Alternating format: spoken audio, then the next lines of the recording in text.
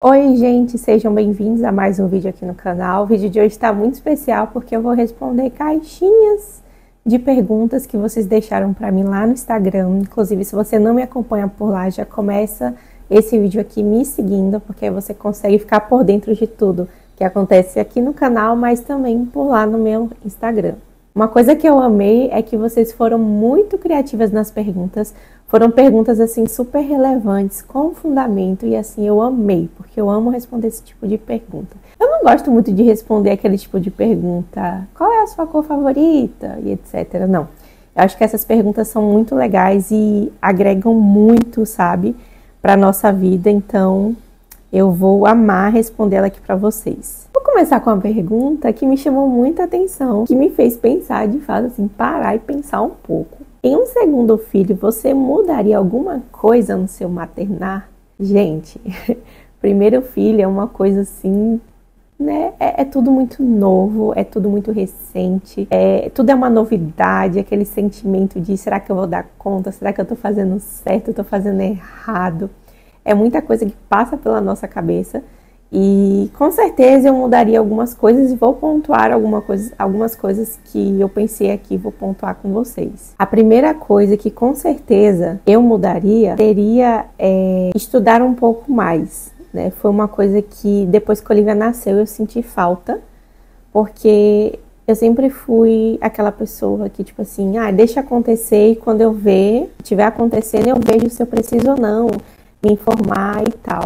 Eu nunca fui essa pessoa de me encher de informações. Mas eu confesso que quando a Olivia nasceu, eu tinha zero entendimento sobre amamentação, sobre sono. Foi uma coisa que eu não estudei. Eu fiquei muito concentrada na parte de o enxoval, as coisas que não podem faltar e organizar o quarto. E eu não pensei, por exemplo, nessa questão do sono e no quanto que isso é importante para o bebê e para a família do bebê também. Então, quando a Olivia nasceu, que eu vi as demandas acontecendo, as dificuldades, eu não tinha tempo, gente, porque eu precisava estar tão dedicada a ela que eu não tinha tempo para fazer, sabe, para estudar, para procurar. Então, tipo assim, eu fiquei um pouco confusa, fiquei com muitas informações na cabeça e acabou que eu não consegui, durante os primeiros meses de Olivia, fazer com que ela tivesse um bom sono. Então isso é uma coisa assim que hoje, no segundo filho, obviamente agora eu já aprendi muitas coisas porque busquei, aprendi, li muito sobre, mas é uma coisa que talvez eu faria, seria consultoria de sono e também consultoria de amamentação. Para quem me acompanhou aqui, viu que eu não consegui amamentar a Olivia. Eu tive muita dificuldade. Eu cometi alguns erros, como, por exemplo, dar chupeta assim que ela nasceu. Entendeu? Foi uma das coisas que eu fiz. E é uma coisa que me faz pensar se no segundo filho eu vou dar chupeta ou não, porque eu sei que isso influencia na amamentação, né? Então, essa questão da chupeta é uma coisa que eu repensaria. Não critico mães que optam por isso, inclusive eu também optei, mas eu não tinha conhecimento suficiente sobre o assunto. E hoje, claramente, né, eu não vou dizer hoje, porque agora a Olivia já está com 1 ano e está bem melhor, mas há um tempo atrás eu estava colhendo frutos e não eram frutos bons, como, por exemplo, dificuldade de Olivia dormir, dificuldade de Olivia comer. Eu não conseguia amamentar a Olivia pelo menos até os 6 meses. E a gente sabe que o leite materno é muito importante, então eu sempre, sabe, me culpava muito nesse sentido. Uma coisa também, já entrando nesse assunto de culpa, que eu pensaria muito no meu segundo maternar é essa questão da culpa, porque quando a gente se torna mãe, a gente se culpa muito das coisas. E a gente não se olha com empatia, a gente não se olha com amor para si mesma. Então, nesse 1 ano aí de maternar, eu acredito que eu me olharia com mais amor, eu me cuidaria mais em alguns sentidos, eu buscaria me alimentar melhor, eu buscaria ter tomado decisões melhores sobre alimentação, sobre saúde mental mesmo, fazer terapia, que foi uma coisa que eu não fiz agora quando eu tive a Olivia no puerpério, e foi uma coisa que eu senti falta, porque é rede de apoio ok, né? Tudo bem, a gente pode ter uma rede de apoio, mas não é a mesma coisa de você ter o apoio ali psicológico. Então, eu faria terapia também no meu segundo maternar, durante a gestação e também pós-gestação. Eu acredito que seria algo muito importante e com certeza dessa vez eu faria. E para finalizar essa pergunta também, né, sobre o que eu mudaria, se eu mudaria alguma coisa no meu segundo maternar, eu acho que eu mudaria um pouco da minha gestão em questão do enxoval de Olivia, porque acabou que eu comprava muitas coisas assim aleatórias, separadas, coisas que para mim não fazia sentido, mas porque estava em conta eu comprava. E quando a Olivia nasceu, acabou que eu nem usei. Então, assim, eu faria um enxoval um pouco mais minimalista, um pouco mais assertivo, né? No segundo filho, com certeza, quando eu tiver, eu quero ser um pouco mais assertiva também no enxoval. Ainda nesse assunto maternidade, me perguntaram qual foi o meu maior desafio na maternidade. Acho que o meu maior desafio na maternidade foi algo que eu já compartilhei aqui com vocês, que é o sentimento da culpa. A gente se sente muito culpada por tudo, não temos empatia com nós mesmas, principalmente a mãe de primeira viagem. E quando esse sentimento da culpa vinha por eu ter feito alguma coisa errada, ou ter feito alguma coisa que eu não considerava certa, isso acabava trazendo uma carga emocional muito pesada em mim e, consequentemente, isso afetava a minha filha, isso afetava o meu casamento. E se tem uma coisa que foi assim, desafiador para mim mesmo, foi essa questão da culpa, porque tudo eu me sentia culpada, tudo eu achava que eu não estava sendo suficiente e eu creio, né, que muitas mães também se sentem da mesma forma. Então foi algo assim que para mim foi muito difícil de saber lidar. Mais difícil do que o dar à luz, mais difícil do que o puerpério em si. Para mim, o mais difícil foi saber aceitar que naquele momento eu não daria conta de tudo e que estava tudo bem não dar conta de tudo. A maioria das perguntas aqui é sobre maternidade, então vamos lá. Qual alteração teve em seu casamento pós-maternidade? Gente, por incrível que pareça, eu tinha muito medo de quando essa época chegasse, né? Essa época de Olivia nascer. Não, nem quando Olivia ainda estava na minha barriga, quando eu estava grávida ainda. Porque, assim, foi muito tranquilo, né? Depois que a gente descobriu, meu marido sempre foi, assim, um maridão. Então, ele sempre esteve ali comigo, sempre me apoiou, sempre ficou do meu lado, para qualquer situação. Então, na minha gravidez em si, eu fui muito mimada, eu fui muito paparicada. Então, na minha gravidez em si, eu não tive nenhum problema, assim, se é esse termo que eu posso usar. Foi tudo muito tranquilo, a gente viveu intensamente a gestação, a gente celebrou demais, assim, foi maravilhoso. Quando a Olivia nasceu, a alteração que a gente teve, a maior alteração que a gente teve, foi da nossa vida íntima. Porque, como vocês sabem, quem acompanha aqui no canal, Olivia, ela sempre dormiu no nosso quarto. Tem mais ou menos aí uma semana, vai fazer agora, que a Olivia está dormindo no quarto dela. Então, a gente passou por aquele processo de Olivia querer dormir na nossa cama, e dormiu durante muito tempo, e foi muito bom, foi gostoso, foi necessário, foi o nosso momento, a gente não se arrepende de ter deixado ela até 1 ano na nossa cama. Mas, assim, teve alteração nessa questão, porque a gente não tinha mais ali a nossa intimidade, o nosso tempo, né, juntos no nosso quarto, não existia mais, não existiu aí durante 1 ano, porque a nossa filha, mesmo quando ela passou a dormir no berço dela, até há 1 semana atrás, ela dormia no nosso quarto.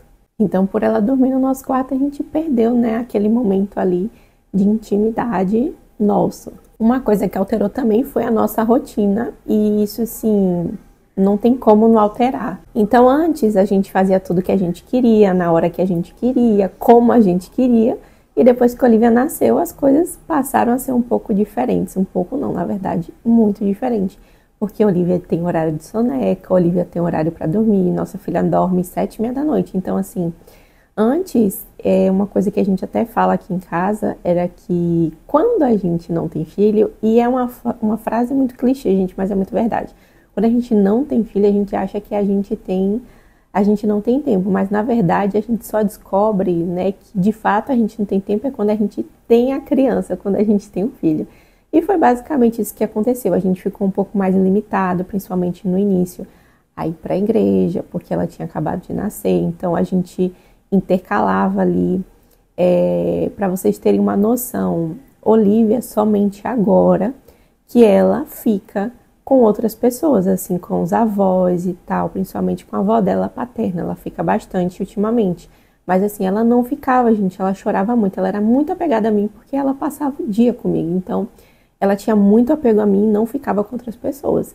E aí a gente sofria muito nesse sentido, porque a gente queria sair, fazer uma programação, e a gente não conseguia fazer nada, porque a Olivia não deixava. Porém, em meio a tudo isso, a toda essa mudança de rotina, né, de coisas que a gente gostava de fazer, que no momento a gente entendia que era um momento que ela era muito pequena e que aquilo ia passar, e tem passado. Hoje ela dorme no quarto dela, hoje ela vai para casa da avó, eu e Denivan podemos sair, fazer alguma coisa juntos, então a gente sabia que aquilo ali era um momento, mas que aquele momento ia passar e as coisas iam melhorar e ela ia, sabe, ficar com outras pessoas e tava tudo certo. Então na nossa cabeça, por mais que às vezes a gente ficava, nossa, a gente queria sair, a gente queria fazer alguma coisa, a gente sabia que era um momento e estava tudo bem, a gente nunca murmurou por isso, nunca reclamamos, muito pelo contrário. Sempre fomos muito gratos pela vida da nossa filha, porque a nossa filha é um milagre, foi algo assim que a gente chorou muito, a gente queria muito ela, então assim, hoje ela está aqui, graças a Deus. E a gente sabia que esses desafios viriam também. Então, a maior alteração no casamento foi essa, foi questão de rotina mesmo. Também uma alteração positiva foi que agora, mais do que nunca, eu e Denivan somos muito, muito, mas muito unidos, como pais, como marido, como mulher, porque somos uma família, entendemos que um precisa do outro. Denivan precisa de mim, que eu fique em casa, para que eu fique com Olivia, para que ele possa sair, trabalhar e suprir a casa. E eu entendo que eu preciso ficar em casa, cuidar da nossa filha, suprir as necessidades da nossa casa, para que o meu marido possa sair e trabalhar. E antes a gente tinha um pouco de conflito nisso. Então, quando a Olivia nasceu, a gente acabou criando maturidade em muitos assuntos que antes pra gente a gente era até um pouco egoísta. E depois que ela nasceu, a gente passou a não ser mais egoísta em alguns sentidos. Então, assim, desafios, mas também coisas boas e glória a Deus. Essas foram as maiores alterações que nós tivemos depois que Olivia nasceu no nosso casamento. Uma pergunta que não foi uma pergunta de Lari, ela falou que é lindo o nosso testemunho e que eu inspiro muitas vidas, glória a Deus por isso. Eu sou muito feliz por poder compartilhar o testemunho de Olivia, outros testemunhos também que já aconteceram aqui na nossa casa. Eu acho que isso glorifica o nome de Deus e é sempre bom poder partilhar a vida, sabe, com vocês aqui e lá no Instagram também. Então, muito obrigada, Lari. Como foi a introdução alimentar de Lili? Teve rejeição a algum alimento? Nossa, gente, assim, é aquele lema expectativa versus realidade. E a realidade daqui de casa, assim, pegou super pesado. Porque no início eu achei que Olivia, ela seria comilona. Porque quando começou a introdução alimentar dela, que ela deu todos os sinais e tal, os sinais de prontidão, que já poderia começar a introdução alimentar, ela comia legalzinho. Só que depois ela foi parando de comer mais. E ela é muito de fases. Tem épocas que ela come bem, tem épocas que ela não come tão bem assim. E eu achava que ela ia ser aquela criança que comia muito, mas ela não é. Pelo menos hoje em dia, ela é, que nem minha sogra fala, que nem o pai dela quando era bebê, ruim de boca. Ela não é boa de comer, ela não gosta de frutas. Eu tenho muita dificuldade de dar fruta pra ela. Então eu tenho que, sei lá, se eu quero dar banana, eu tenho que fazer um bolinho de banana integral pra ela comer. Se eu quero dar uma fruta, eu tenho que tentar inserir a fruta no iogurte integral que ela gosta. Então, assim, a fruta pura eu sempre oferto, eu sempre ofereço, mas ela não gosta muito de coisa doce, então é bem difícil. Ela tem um paladar mais para coisa salgada. Ela ama a sopa. Tem dias que ela come, tem dias que ela não quer comer. Então, todo dia é um desafio. Ela ama ovo mexido no café da manhã, então eu sempre faço, às vezes coloco uma coisinha aqui, outra ali para dar uma diferenciada, mas, assim, tem sido desafiador, viu? A introdução dela foi por 6 meses, agora ela já tá com 1 ano. E dentre esses 6 meses aí foi um processo para introduzir os alimentos na vida de Olivia, porque ela não tem facilidade de comer, gente. Assim, eu vou levar ela na pediatra, inclusive, segunda-feira agora. E aí eu vou começar com a pediatra sobre, porque ela tem muita dificuldade de comer. Aí também eu vou ter que fazer os exames para ver como é que tá as vitaminas dela, como é que tá, enfim, cálcio, ferro, porque ela não é uma criança boa de boca. Ela gosta da mamadeira, da fórmula, e às vezes quando eu tô dando comida ela pede a fórmula, enfim, gente. Um processo, mas eu creio que muitas mães também vivem, passam por isso também, tá tudo bem, uma hora a criança vai comer e vai dar tudo certo. É só a gente ter persistência, insistir, continuar fazendo o que precisa ser feito, que eu tenho certeza que no momento certo ela vai, né, comer certinho. Bel perguntou como é que eu decidi o nome da minha filha. A gente sabe que nem eu lembro bem. Eu sempre sonhei com Olivia, né? E eu falava, ai Deus, eu não quero um nome comum, eu queria um nome assim que se eu colocasse no meu coração e fosse esse nome. E aí um dia eu lembro que o Edenivan estava deitado na cama e conversando, a gente nem sabia ainda se era menino ou menina. E simplesmente veio Olivia na minha mente, assim, e eu creio muito que foi o Espírito Santo que soprou. E ficou Olivia. O nome de Olivia foi basicamente isso aí. Aí eu fui pesquisar o significado, né? E um dos significados que eu amo é que o nome Olivia, que vem da oliveira, significa o óleo extraído, o azeite extraído da oliveira. E isso tem, né, um significado profético muito grande aqui na nossa casa. Então, assim, eu pensava vários nomes, mas quando me veio esse na cabeça, parece assim que Deus colocou no meu coração e ficou. De imediato também, Denivan amou o nome, então ficou esse nome aí e é Olivia. Como tem sido a prática de exercícios físicos aliada à nova rotina? Pergunta de Diandra. Gente, ai, é com zero orgulho que eu venho falar pra vocês que já tem mais de 1 mês e meio que eu não vou pra academia. Eu lembro que começou a ficar frio, chover, e eu tava indo pra academia às 5h30 da manhã. E aí um dia chovendo muito, eu não consegui ir. E aí outro dia chovendo muito, eu não consegui ir. E eu fui me desanimando, me esfriando. E eu já tenho 1 mês e meio sem ir pra academia. Eu quero retornar, eu vou retornar agora esse mês de junho. Faça frio, faça chuva, eu vou voltar pra academia. Porque eu estou colhendo péssimos frutos. Inclusive, eu estava aqui gravando para vocês, agora me deu uma crise de cãibra, eu tive que parar a gravação no meio para poder a cãibra passar, que é horrível cãibra. E, assim, não tenho ido para academia. Infelizmente, não tenho ido para academia. Essa tem sido a minha realidade.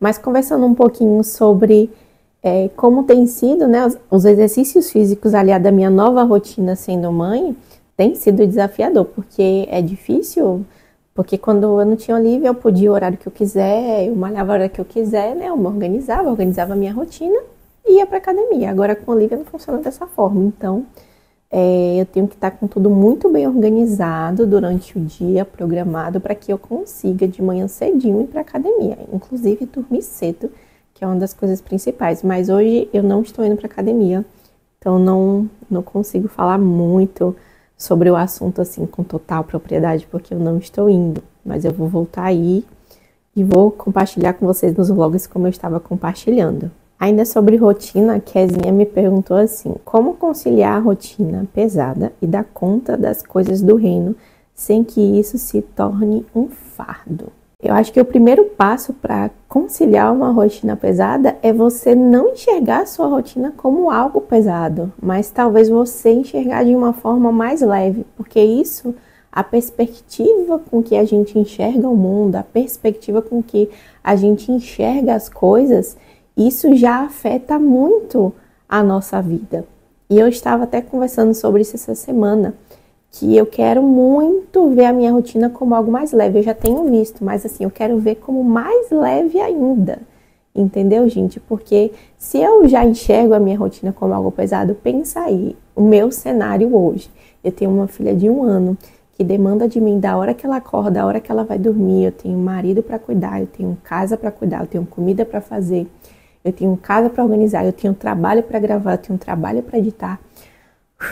Se eu ver tudo isso como algo pesado, e vai se tornar mais pesado ainda. Então eu preciso encontrar leveza, eu preciso enxergar leveza na minha rotina. É ver que eu tenho tudo isso para fazer e falar, glória a Deus, eu tenho tudo isso para fazer, porque eu tenho uma vida, eu tenho saúde, eu tenho uma família, eu tenho uma filha para cuidar, que eu já orei muito por essa filha, eu tenho um marido para cuidar, porque eu orei para um dia eu casar e ter uma família.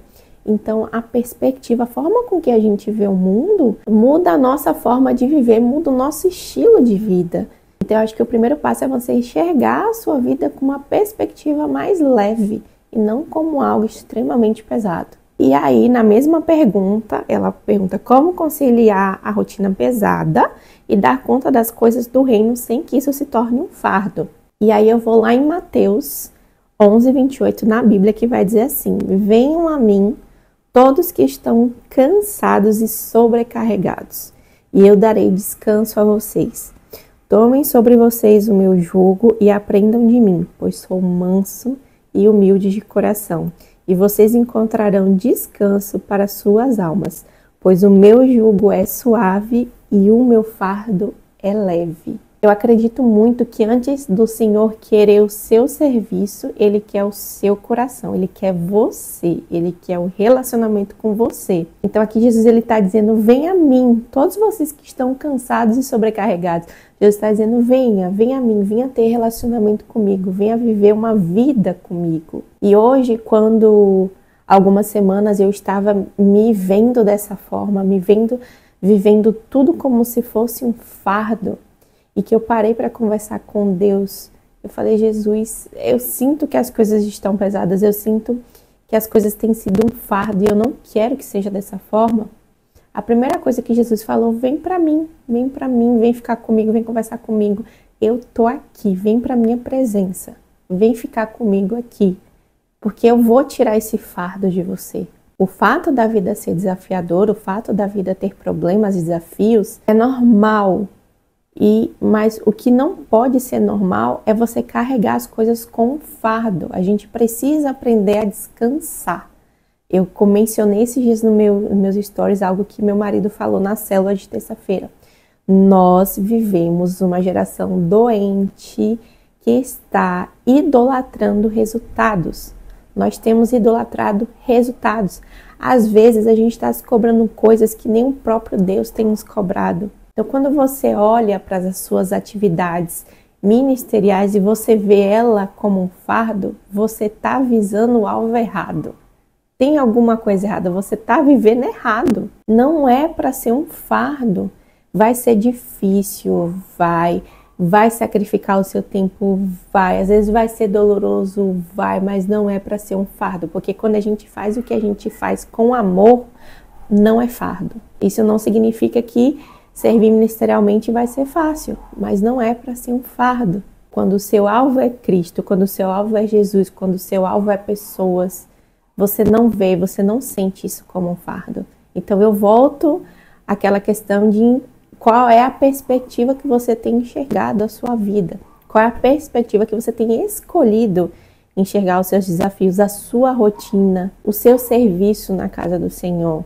Eu tô falando isso porque semanas atrás eu mandei uma mensagem para minha líder, eu falei, eu estou cansada, a minha mente está atrapalhada, eu não tô conseguindo associar as coisas. Eu não falei a palavra fardo, mas basicamente era isso que eu tava sentindo. E aí eu fui para um culto na quarta-feira, nesse culto inclusive eu fui sozinha, e aí minha líder só falou para mim assim, descansa, descansa, descansa. E eu entendi que aquele descanso não era algo só assim, deita e dorme, mas assim, descansa o seu coração. Descansa o seu coração em Jesus. Dá para Jesus esse fardo que você está carregando, que você não precisa carregar. E naquele culto eu chorei tanto. E eu saí dali leve, descarregada, sabe? Eu deixei todo o peso lá e continuei vivendo os meus desafios. Continuei vivendo desafios da maternidade, do casamento, da rotina da casa, do trabalho, do ministério, que eu faço parte do ministério de comunicação da minha igreja. Continuei vivendo os desafios, mas diferente de como eu estava antes, eu decidi ir até Jesus e descansar e não carregar todo esse fardo que eu estava escolhendo carregar, que nem Deus estava me cobrando, coisas que nem o Senhor estava me pedindo. O Senhor só estava pedindo a mim, o meu coração. E eu ali tentando fazer mil coisas que não eram necessárias naquele momento. Então, você quer conciliar? Primeiro seja filha. Tenha o seu relacionamento, leia a Bíblia, faça seu devocional, tenha seu tempo com Deus. Invista tempo naquilo que realmente importa. Invista tempo em coisas que apontem para a eternidade. O que vai apontar mais para a eternidade? Você inventar 1000 coisas para fazer no seu dia ou você ter tempo com Deus? Você ter tempo para conhecer seu Criador? Eu acredito que ter tempo com Deus, com certeza, sem sombra de dúvidas. E o Espírito Santo, ele é criativo, gente. O Espírito Santo, ele traz as ideias, ele traz esse senso da organização. E depois que eu decidi dar esse passo de ficar cada vez mais próxima de Jesus e descansar um pouco, eu consegui me organizar. E aí eu acho que esse é um dos passos importantes também para conciliar, né, toda aquela rotina que eu não chamaria de pesada, mas eu chamaria de corrida, sabe? Uma rotina mais corrida. Para conciliar tudo isso eu precisei me organizar. Eu precisei organizar os meus horários, as minhas pendências, as minhas prioridades, a alimentação da minha casa. É isso que eu tenho feito, organizado o meu tempo, tentado otimizar e sempre tentando fazer aquilo que realmente importa e que aponta para a eternidade. Cuidar da minha família, que também é um ministério na minha casa, cuidar do meu casamento, cuidar da minha filha, nutrir o meu marido e a minha filha com bons alimentos, organizar a casa para que o meu marido chegue e a casa esteja organizada, que ele se sinta confortável, porque ali é o seu lar. Então, assim, tem muitas coisas que a gente pode, sabe, se organizar para que a nossa rotina se torne mais leve. Mas, com certeza, o primeiro passo é você enxergar de uma forma mais leve. Porque quanto mais peso você colocar, mais pesado vai ficar. Marina me perguntou assim, como lidar com os dias ruins? Como manter o foco em Deus? Sabe como é que eu lido com os dias ruins? Lembrando que o Senhor não deixa de ser bom nos dias ruins também. Respondendo isso de uma forma bem simples. O Senhor, ele não vai deixar de ser Deus na minha vida e na sua vida quando as circunstâncias ruins chegarem.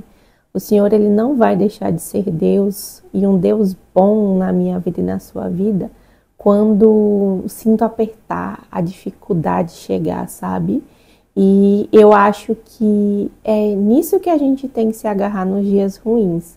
Lembrar dos dias bons. Lembrar que é só um dia, lembrar que o dia vai passar, lembrar que as coisas vão melhorar, lembrar, trazer à memória aquilo que é bom, trazer à memória que Jesus, ele continua sendo bom e que ele não vai deixar de ser Deus na sua vida porque um dia foi ruim. Eu diria que essa é a minha forma de manter meu foco em Deus, sabendo que ele é Deus, independente do meu dia, as minhas circunstâncias, as circunstâncias da vida não definem quem é Deus para você. A última pergunta, como fazer para voltar a se conectar com Deus? Tenho sentido falta disso. Eu acho que o primeiro passo para você se conectar com Deus, você já falou na sua própria frase, que você está sentindo falta. Deus, ele é um Deus de relacionamento. Deus, ele é um Deus de acesso. Você tem como acessar a Deus todos os dias, o tempo todo. Então, se você está sentindo falta, fala isso para Ele.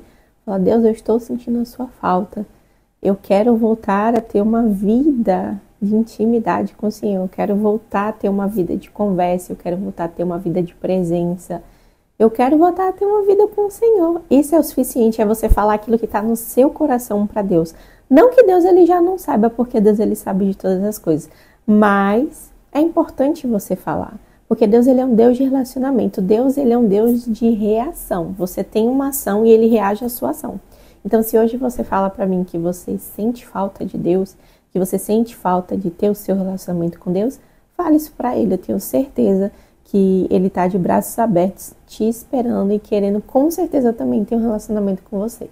Às vezes a gente se prende à religiosidade, a gente acha que tem que ser algo assim, laborante, que tem que ser algo... eu tenho que ir na igreja porque eu preciso me conectar com Deus. Eu preciso, fazer um juramento. Não, gente. Jesus, ele é simples, sabe? Deus, ele é simples. O fato de você falar aquilo que está no seu coração para o Senhor é mais do que o suficiente. O fato de você falar para Deus, Deus, eu sinto sua falta e eu só quero a sua presença, sabe? Convide Deus a estar na sua casa, na sua vida, na sua rotina, no seu trabalho, no seu coração.